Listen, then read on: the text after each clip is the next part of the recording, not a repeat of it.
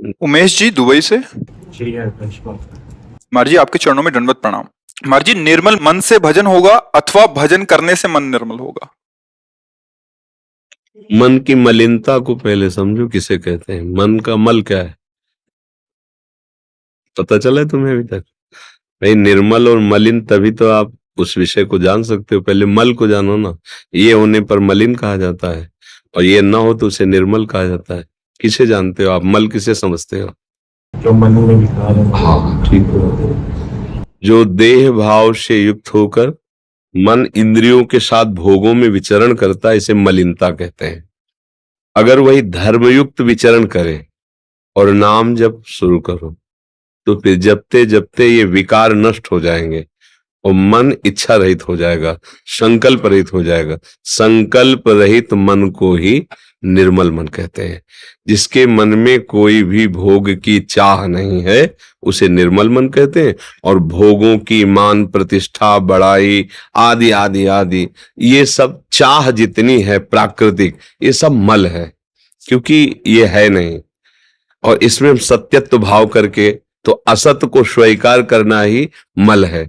वही बार बार हमारे को प्रभु के समीप होने पर भी ढके हुए दूरी महसूस करवा रहा है। बार बार जन्म, बार बार मरण, बार बार बंधन। ये काम, क्रोध, लोभ, मोह, मद, मत्सर, ये सब मल के अंतर्गत आता है। इनसे रहित होने की सामर्थ्य नाम जप से प्राप्त होती है। तो हम लोग तो सब फंसे हुए हैं शरीर भाव में। तो जब हम खूब नाम जप करें तो धीरे धीरे धीरे धीरे हमारी बुद्धि पवित्र होगी। पर इन दोनों के पहले स्वीकार करना होगा कि मैं प्रभु का हूं। ये सबसे पहले बात स्वीकार करनी होगी। अगर ये स्वीकार नहीं किया तो सब कुछ करते हुए भी निर्मलता आनी असंभव है, क्योंकि उसमें सकामता बनती रहेगी। जब मैं शरीर हूं और मेरे संबंधी हैं तो साधन नाम का होगा और साध्य संसार होगा। भोग सामग्री, धन, सुख, निरोगता आदि आदि आदि। तो फिर मन मलिन ही रहा, उसे निर्मल मन नहीं कहते। जब निर्मल मन उसे कहते हैं केवल सत्य वस्तु, सच्चिदानंद प्रभु की प्राप्ति की केवल चाह, सब चाहे खत्म हो गए। अब वो निर्मल जनमन सो मोह पावा, मोह कपट छल छिद्र न भावा। बस ये है, फिर वो मन निर्मल हो जाता है।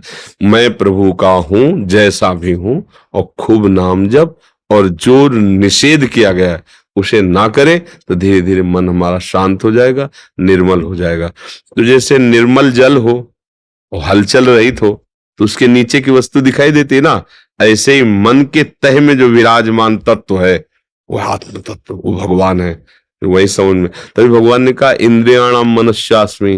तो जैसे जल गंदा हो और चंचल हो तो उसकी तह में जो वस्तु विराजमान वो हमें समझ में नहीं आती है। तो ऐसे ही मन निर्मल हो जाने पर फिर किसी को कहने की जरूरत नहीं, वही परमात्मा साक्षात्कार उसे हो जाता है।